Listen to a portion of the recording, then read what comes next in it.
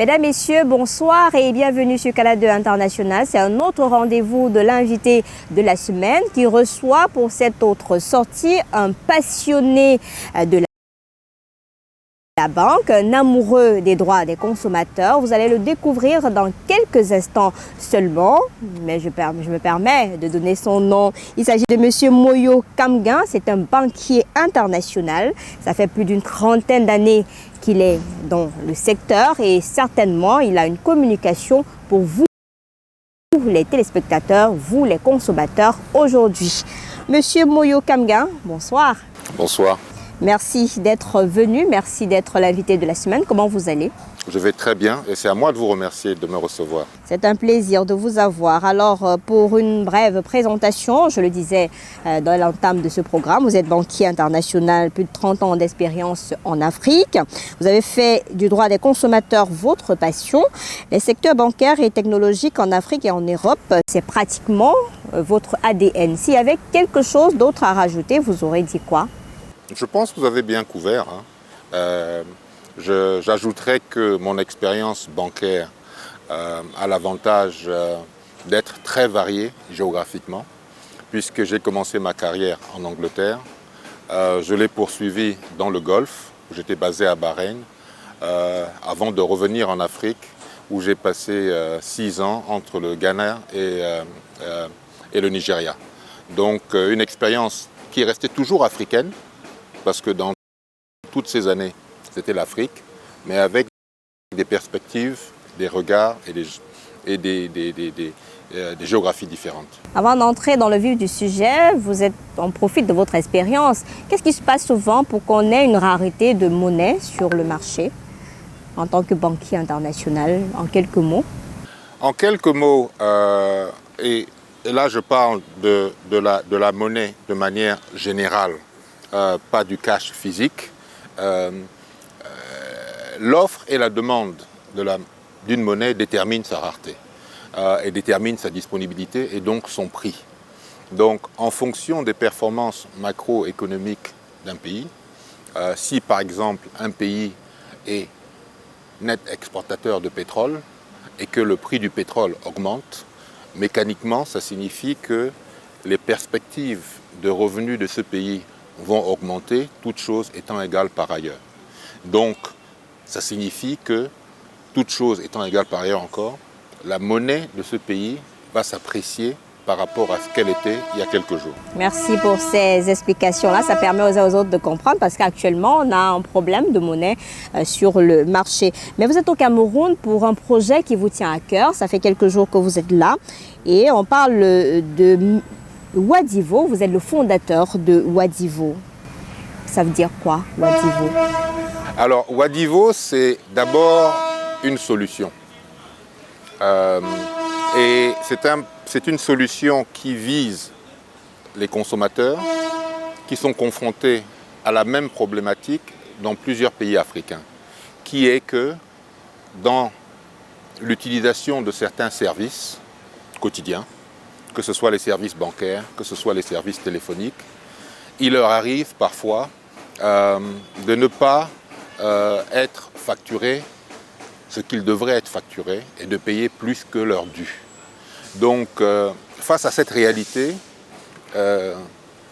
j'ai rassemblé un certain nombre d'amis qui sont tous des banquiers internationaux avec des expériences et des horizons différents pour essayer de mettre en place une plateforme qui permettent aux consommateurs de se rétablir dans leurs droits et de se faire restituer ce qui leur est dû lorsque leurs prestataires n'ont pas fait ce qu'ils devaient faire. À quel moment on prélève sur les consommateurs au niveau de la banque, généralement? Alors, pour ce qui est de la banque, au Cameroun, et c'est le résultat d'une étude approfondie, nous nous sommes rendus compte qu'en 2011, l'autorité public, par l'intermédiaire du ministre des Finances, a décrété la gratuité de la tenue des comptes courants dans ce pays.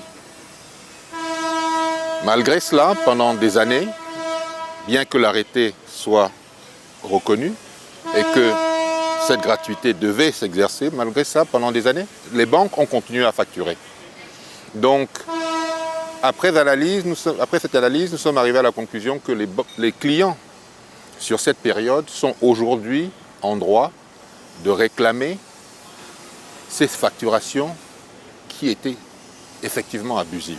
Et à ce moment-là, qu'est-ce que vous leur proposez exactement? Aujourd'hui? Oui, aujourd'hui, puisque vous avez des services à proposer à cette clientèle-là. Oui, tout à fait.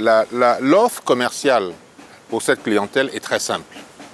Nous disons à toute personne qui avait un compte bancaire entre 2018 et 2020 que nous sommes en mesure de leur obtenir le remboursement de la somme de 100 000 francs CFA s'ils ont été surfacturés sur cette période dans certaines conditions, qui sont donc précisées sur le site.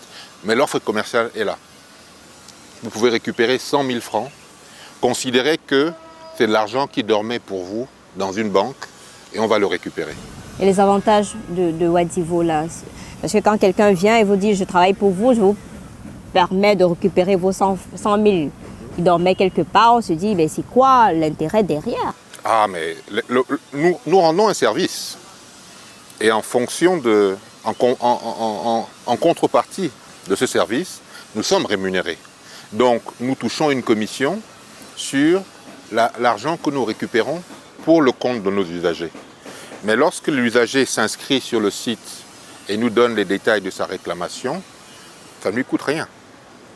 À nous d'aller récupérer, de faire notre travail et de mériter. Prenons 100 000. Si on récupère, vous réussissez à prendre 100 000. Oui. Vous prenez combien? Alors, nous, selon les calculs que nous avons faits, nous estimons que nous allons récupérer en moyenne entre 108 et 110 000. Donc, nous récupérons cela, nous gardons la différence et l'usager récupère 100 000. C'est un projet intéressant entre 2018 et 2020, pour ceux qui sont l'intervalle 2018-2020. Comment formuler alors finalement les réclamations à votre niveau?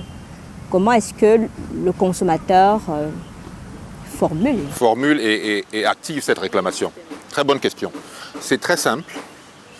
Nous invitons tous les usagers intéressés à se rendre sur notre appli web. Ils peuvent le faire en utilisant leur téléphone, ils peuvent le faire en utilisant leur PC ou leur tablette. Ils vont sur wadivo.com et il y a en fait deux étapes. La première, c'est de s'inscrire en tant qu'usager. Et c'est très simple, on vous demande juste de renseigner nom, prénom, téléphone, adresse email. Un parcours client. Très simple. Et une fois que ces 4 champs sont renseignés et que vous êtes maintenant dans la base de données de Wadivo, vous pouvez maintenant enregistrer votre réclamation. Et là encore, c'est très simple. C'est, vous étiez dans quelle banque? Quel était le montant de votre facturation mensuelle qui n'aurait pas dû être récupérée? Et envoyez-nous une copie d'une page, juste une page, du relevé montrant ce montant. C'est tout. Et le reste, nous, on gère. Donc, si on comprend bien votre travail, c'est peu importe la banque. Uniquement les banques, pas de microfinance, pas de... Les banques. Uniquement des banques. Uniquement les banques, oui. D'accord. Et à ce moment précis, lorsque le client n'a pas peut-être tous les justificatifs, comment vous procédez? Alors, c'est une très bonne question, parce qu'en effet, depuis que nous avons lancé donc au Cameroun, il y a une dizaine de jours, nous avons observé que certains clients s'inscrivent, mais n'enregistrent pas de réclamation. Très souvent parce qu'ils n'ont pas le relevé sous les yeux. Donc, qu'à cela ne tienne, une fois que vous êtes inscrit, vous pouvez revenir plus tard, que ce soit dans 1 heure ou dans 24 heures, et terminer donc la procédure et soumettre la réclamation. Est-ce qu'on peut faire la réclamation à la place de l'autre? Parce qu'entre 2018 et 2020, il y a certaines personnes qui sont décédées et qui ont des soucis encore à la banque. Est-ce que c'est possible? Non, pour des raisons légales, essentiellement, les réclamations sont nominatives, elles sont non transférables et on ne peut pas le faire pour le compte de tiers. D'accord. Et aujourd'hui, vous avez déjà travaillé avec combien de banques depuis que vous êtes là? Je dois préciser que nous ne travaillons pas, je dirais, avec les banques de manière directe. Les banques sont inscrites au site comme étant une des options pour que les clients nous disent quelle était leur banque. Et donc, à ce titre-là, nous avons inscrit toutes les 12 principales banques du Cameroun, parce que certaines n'ont pas vocation à avoir de la clientèle particulière, parce qu'il s'agit de comptes particuliers. D'autres sont plutôt limitées sur le plan régional. Il y en a quelques-unes qui existent aujourd'hui, qui n'existaient pas en 2020, etc., etc. Donc notre plateforme permet le remboursement de tout frais surfacturés sur toutes ces banques. D'accord. Et pour rappeler aux téléspectateurs, Wadivo, c'est une application web client conçue pour aider les consommateurs africains à récupérer divers actifs et leur fournir des informations sur le marché en mettant l'accent sur les secteurs bancaires et des télécommunications en Afrique centrale et occidentale. Je voudrais qu'on reste sur quelques mots-clés. C'est quoi les frais de tenue de compte? Alors, lorsque vous ouvrez un compte bancaire, les banques, à l'époque, disaient « je vais vous facturer 1000 francs, 2000 francs, 3000 francs », ça dépend des banques, ça dépend des clients. On facture sur les messages, sur les cartes bancaires? Non, non, c'est juste un compte chèque. Le fait qu'on vous donne la possibilité d'avoir un compte, d'y déposer de l'argent, de le retirer, avant de vous facturer quoi que ce soit, le simple fait que vous ayez un compte, voilà, on va vous facturer tant par mois. Et c'est ça qui devait être gratuit au niveau des particuliers. Mais beaucoup de particuliers ne le savaient pas. Mais aujourd'hui, on le leur rappelle. Mais il y a quand même les textes, non? Il y a la COBAC, il y a tous ces textes-là qui permettent aux clients, aux consommateurs d'avoir un certain nombre d'informations. Pourquoi? Vous savez, les consommateurs s'appuient sur ce que les banques leur disent. Et si la banque leur a dit « vous devez payer » et qu'ils ne savaient pas autrement, ils le feront. Mais la vérité finit toujours par triompher. Et quand sont les entreprises? Parce que vous avez parlé là des consommateurs, des particuliers. Quand sont les entreprises? C'est le même procédé? Non, ce n'est pas le même procédé. Parce que la loi n'a pas de prescription de gratuité pour les entreprises. Donc les conditions d'ouverture et de tenue de compte pour les entreprises sont en fait négociées entre les parties. Mais et ça se comprend. Parce que l'idée au niveau des pouvoirs publics, c'est de dire que les banques ont un mandat de collecter les dépôts de la collectivité et à elles maintenant de s'assurer que cette collecte de dépôts ne soit pas onéreuse pour les particuliers. Vous l'avez évoqué de façon furtive tout à l'heure, la loi. Mais est-ce que toute cette opération de Wadivo, c'est encadré par la loi? Bien sûr. Le contrat qui nous lie à nos clients est un contrat qu'on a élaboré avec, évidemment, le conseil de tous nos avocats, donc qui est une série d'obligations auxquelles nous sommes tenus en tant que société soucieuse de son nom et du respect de la loi. La récupération des fonds pour le compte des clients est sur la base d'un texte de loi, comme je vous l'ai dit. Donc tout ça est bien clairement et légalement encadré. Est-ce que vous n'attirez pas les foudres des banques en menant cette opération? Parce qu'on imagine entre 2018 et 2020, combien de milliards de francs CFA ont déjà été consommés? Est-ce que ce n'est pas les problèmes que vous cherchez? Écoutez, je ne vois pas ça de cette manière-là. Je suis sûr que les banques préféreraient ne pas avoir à gérer ce problème-là. Mais ça fait partie des frais, je dirais, liés à leur activité. Et la manière dont nous, chez Wadivo, on voit ça est un peu différente. Notre approche, c'est de se dire, c'est de l'argent que vous n'auriez pas dû prendre. Donc, considérez que vous avez joué votre rôle de banque en le mettant de côté quelque part. Maintenant, le propriétaire de l'argent vient le récupérer.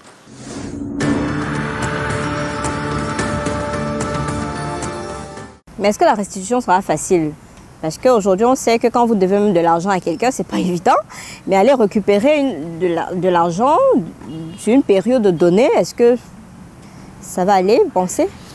J'ai confiance, d'une part, dans le système juridique de ce pays qui protège les consommateurs.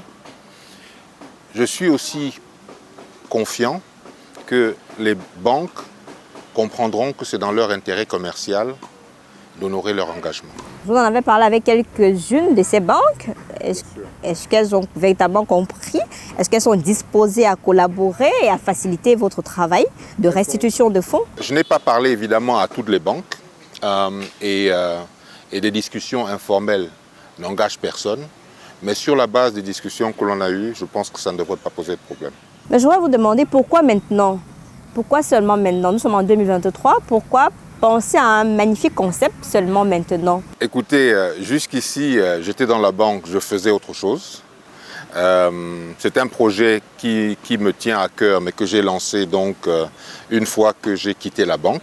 Vous avez observé ça de près pendant plusieurs années, les banques où vous travaillez récupérer de l'argent qui n'était pas leur dû. Je dois vous dire que non, c'est l'impression qu'on peut avoir. Ce n'est pas... moi, dans la banque, je m'occupais pendant toutes ces années de la banque d'affaires, donc qui est pour les grosses opérations, pour les entreprises et les États. Donc, je ne connaissais pas le détail de la banque, je dirais, de particuliers, dans toutes les banques en fait où j'ai travaillé. Donc, je ne peux pas dire que je change un petit peu de veste. Vous voyez ce que je veux dire? Que j'ai vu ce qui se passait? Non, non. Parce que la vérité est que les banques, c'est des organisations relativement complexes, où il y a beaucoup d'enjeux. Et je suis persuadé que ces réclamations qu'elles vont devoir honorer, ce n'étaient pas des choses qui, de manière délibérée, étaient mises en place. Je pense qu'il y a eu des oublis, il y a eu des failles quelque part dans le système, et puis voilà.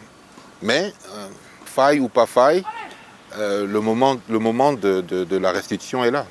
Nous sommes en Afrique et on connaît un peu le fonctionnement à l'africaine. Vous avez une culture à l'européenne où les choses sont très faciles, on comprend facilement.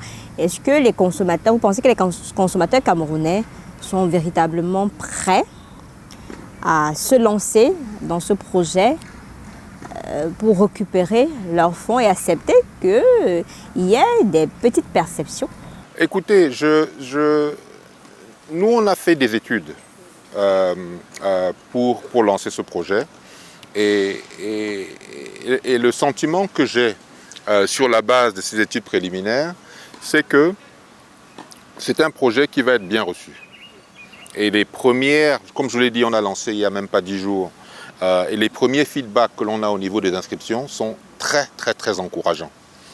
Je pense qu'on aurait eu un problème sérieux si j'avais dit aux gens, voilà, on vous a mis en place, payez quelque chose, et puis ils auraient dit, non, c'est quoi cette histoire?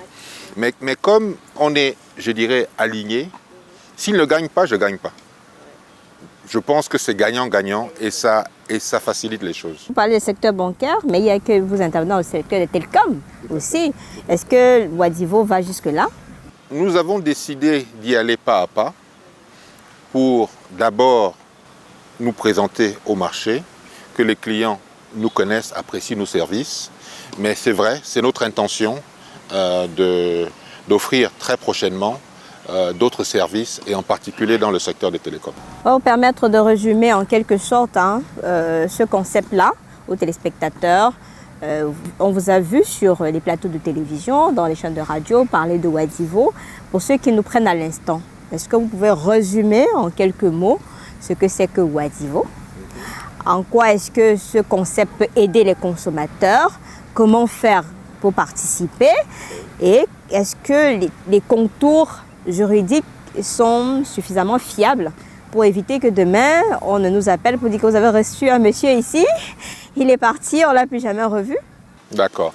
Alors, pour résumer, Wadivo est un outil qui va permettre aux consommateurs, lorsqu'ils ont été surfacturés pour certains services, de les récupérer de manière efficace et sûre. À la banque. À la banque. Et je disais service en général parce que je vous ai dit que de toute façon ça s'appliquera à d'autres choses. Oui. Mais pour le moment, vous avez tout à fait raison, c'est la banque. Donc c'est un outil qui est très simple, qui est une application web à laquelle tout le monde peut participer. Est-ce qu'on peut télécharger sur son téléphone? C'est un peu comme d'autres options où vous téléchargez sur Google App et puis vous mettez sur votre téléphone ou bien?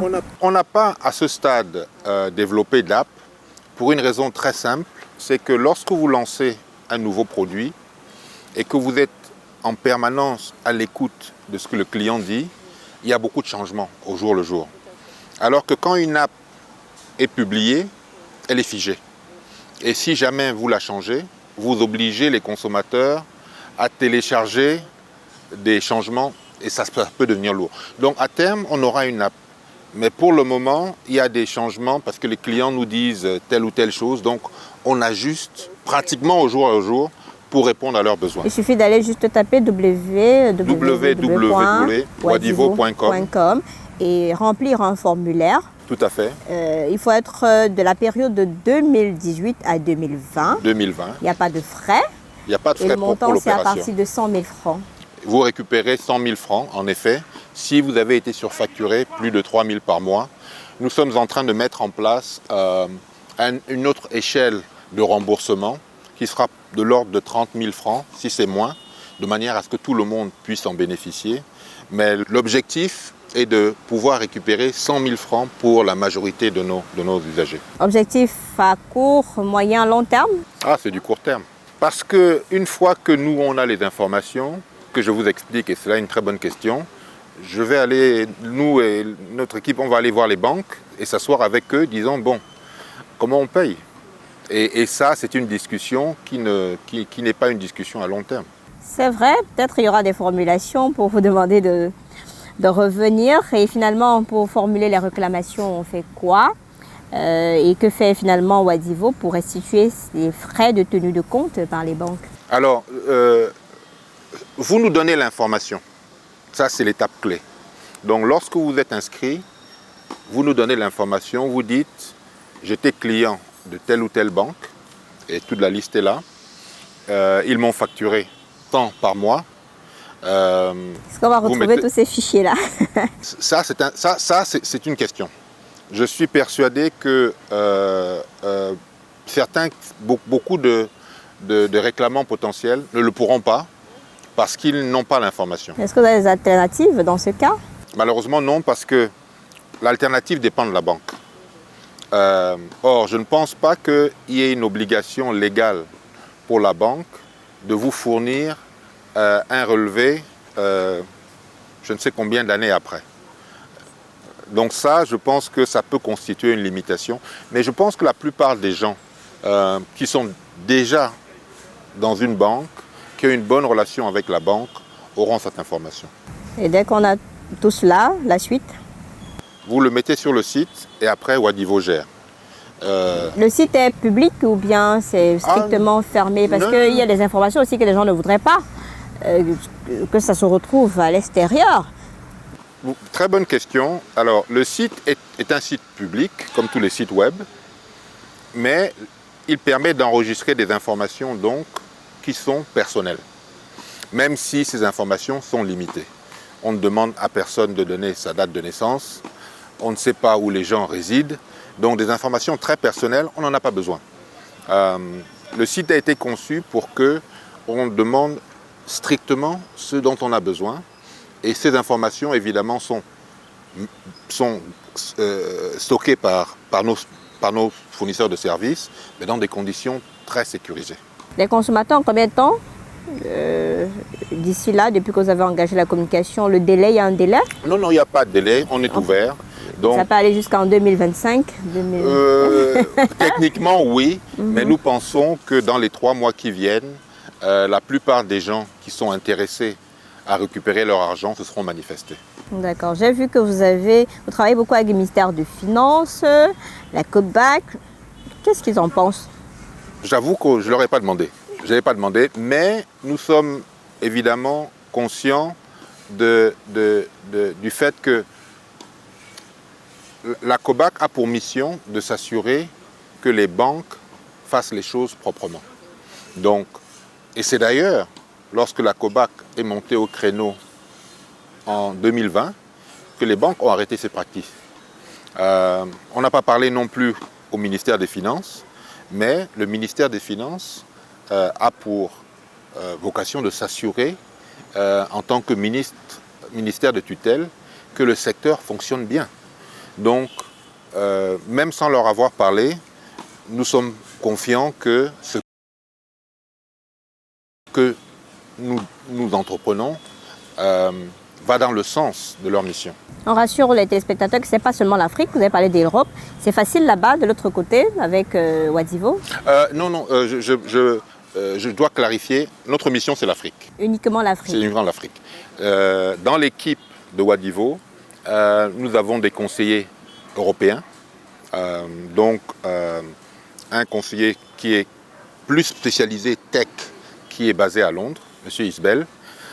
Les autres sont tous soit basés en Afrique, soit africains. Parce que nous voulons servir le consommateur africain. La restitution des fonds, ça va se faire toujours par la banque ou on va couper encore Non, c'est la banque. La banque. C'est la banque. Et là-bas, on ne coupera plus rien. Bien sûr que non. D'accord.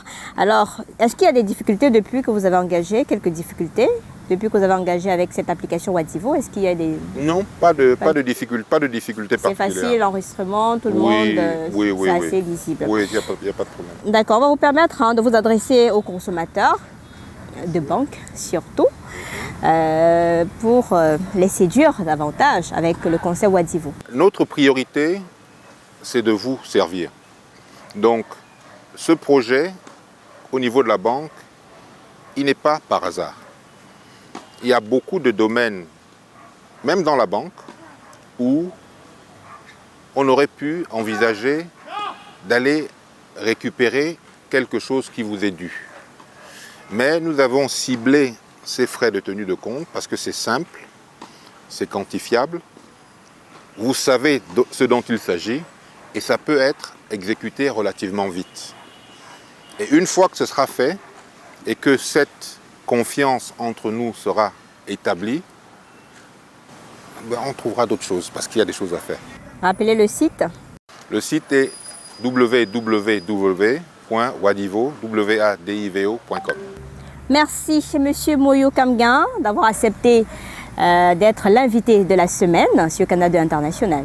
Merci beaucoup. Moyo Kamguin, banquier international, plus de 30 ans d'expérience en Afrique. C'était l'invité de la semaine. On vous invite tout simplement à être curieux et aller voir ce qui se passe sur le site de Wadivo. Vous aurez d'amples informations et pourquoi pas récupérer ce qui vous revient de droit. Il y a un Camerounais qui se soucie de la santé de vos poches. C'est ça, non? Tout à fait. Mesdames, Messieurs, ça a été un plaisir de vous avoir. Je vous donne rendez-vous la semaine prochaine avec un autre invité et une autre thématique. Bonsoir.